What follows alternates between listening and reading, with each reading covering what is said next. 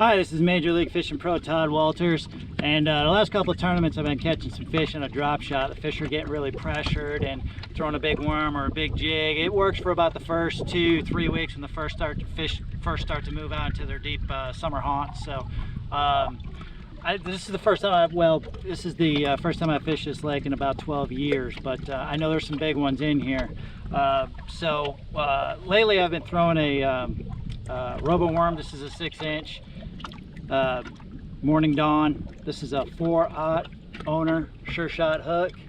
It's a light wire, but it's pretty stiff. Like I can wrench on them, and you'll see some of the fish that I caught in this video. They're pretty big fish. So I used a 10-pound Berkley fluorocarbon leader, and my lines 10-pound Berkley X9. I like the X9. It's not as rough as typical braid. It's a little bit slicker, so it goes through the guides a little bit better. I was catching the fish in about 10-12 feet of water, so I didn't need to use that long of a leader. I've got about a 6-foot long fluorocarbon leader tied with an Albright knot. Not sure if you can see that or not, but I like an Albright knot. You can use an Albright or a lot of people use an FG knot. But the Albright seems to work best for me, and I can tie it pretty quickly. You can Google or look on YouTube, and somebody's got a video out there. I know Aaron Martin's taught me how to tie this Albright knot, but I don't know, I've got about a 6-foot fluorocarbon leader down to the worm. There's probably about, I don't know, 8 to 10 inches. If I was fishing deeper, or if the wind was up a little bit more, I'd use a heavier weight and a longer leader. I was trying to locate brush piles with my live scope, and once I would locate a brush pile, I would throw to it, try to stay back as far as I could. You'll notice in the video, it was real slick calm for a while, so I didn't want to spook those fish. So I was shooting out about 80 feet and throwing out to those brush piles, trying to stay away from as far as I could, and just dropping a drop shot down there. The fish were a little bit spooky the first couple times I fished them. I used a big worm, a big jig, swim bait, a spoon, you know, your typical offshore stuff, and the fish were just kind of running from it. So that's why I went with a drop shot. Lots of times I'd have to let it sit in there for a while before the fish would get it. I'd throw in there, you'd see them slide off and then slide back in, and you know, it would take a minute, 2 minutes for them to come back, and once they came back, they got it. But I caught some really big fish, and I know there's really big fish in here, which is why I used, you know, a 10-pound leader. Typically I'll go with like a 6 or an 8, but I know there's some big ones in here, and I was fishing brush piles, so there's a couple of them that got stuck in the brush piles. And if you get them hung up in the brush piles, really all you want to do is kind of just keep pressure on them. You're not going to get all of them, you know, but if you're patient and you lean back on them a little bit, typically they'll work themselves out. You know, don't apply too much pressure, especially if you've got an 8 or a 6-pound leader on there. But I know the size of the fish in this lake, and I know I was fishing in brush piles, so I stayed a little bit heavier. This is a 7-1 medium light Daiwa Rebellion rod. I like the handle up above the reel. It gives me a little bit more leverage. I keep my hand all the way above the reel. It gives me a little bit more control and a little bit more leverage when I get those fish in the brush pile. The butt of the rod goes up against my forearm, and I can keep pressure on them, and those fish will work themselves out. But the same rig, or same setup on this other rig, same 10-pound, and a 4/0 Sure Shot hook. This is a green pumpkin. It's got a little bit of green and purple and red flake in it. It's these are two of my favorite worms. In the sunshine, I threw the Morning Dawn. They seem to like it a little bit better. And when it got cloudy, I threw that green pumpkin. But you know, everybody's got their own confidence colors that you can use. This is just a Zoom trick worm, and the other one's a 6-inch Robo Worm. So it's hot out. The water is 87 degrees, and it's probably about 92, 93 degrees, 100% humidity. It's super hot out. It's the middle of the day, but those fish will still bite. They still got to eat. Sometimes you got to finesse them down a little bit to get them to bite, but give it a shot. You know, just scan with your forward-facing sonar. If you don't have forward-facing sonar, that's okay. You know, if you know where the brush piles are, just cast around, and eventually you'll hit it. Once you hit it, just let it sit in there for a little while, and hopefully they'll come and get it. But if you have any questions, hit me up in the comment section. I'm happy to do any videos. If there's a demand for a certain video or something that you guys want to see, let me know. I'll keep doing these videos as long as I can before I leave for New York in a couple weeks, but got a couple weeks to kill, so I figured I'd do some videos. Like and subscribe my YouTube page, and hopefully this will help you guys out.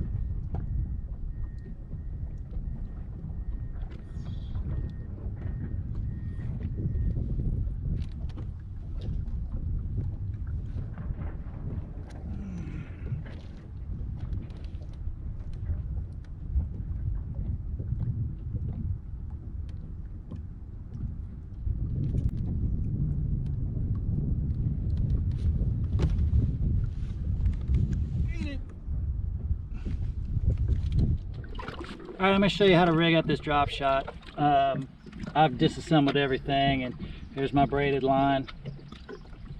Get it.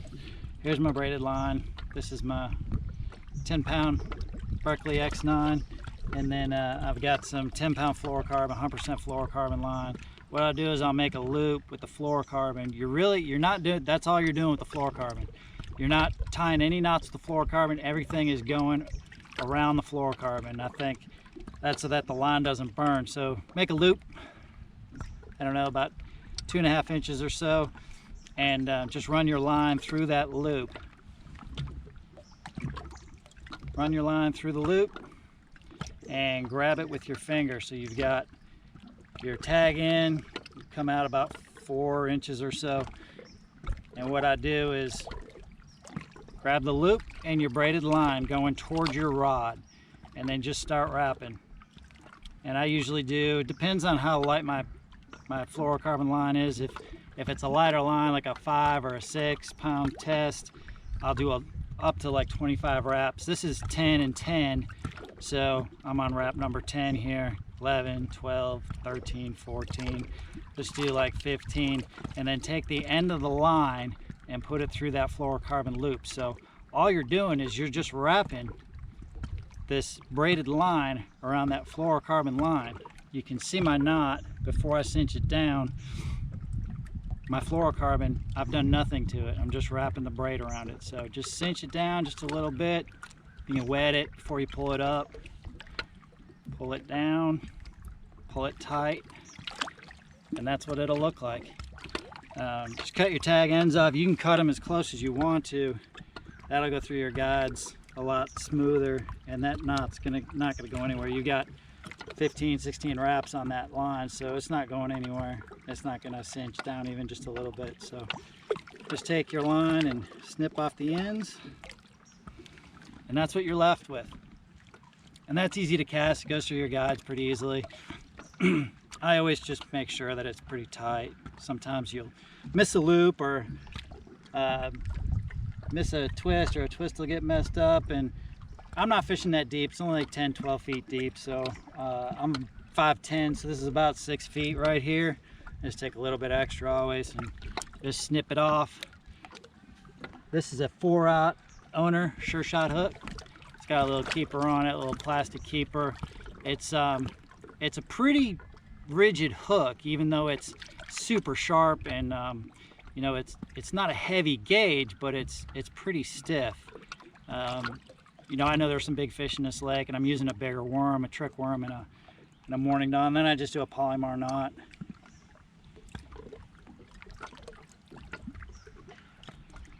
Go around, wrap it through, cinch it down. Make sure that knot is sticking straight out.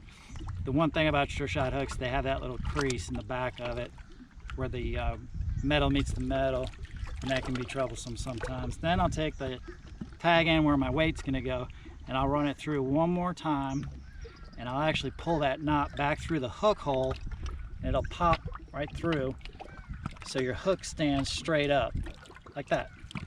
Then just take whatever you need, 8, 10 inches, like I said.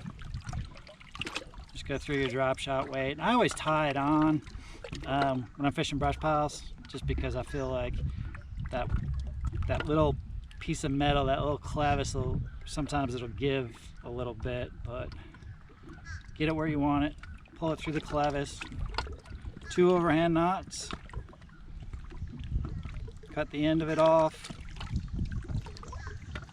I always pull the knot up straight so that the knot is at the top of the weight. So that's what you're left with.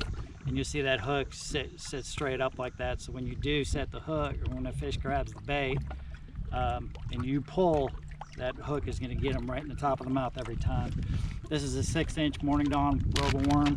It's one of my favorite ones, especially when the sun's out. I can catch them anywhere in the country on this thing.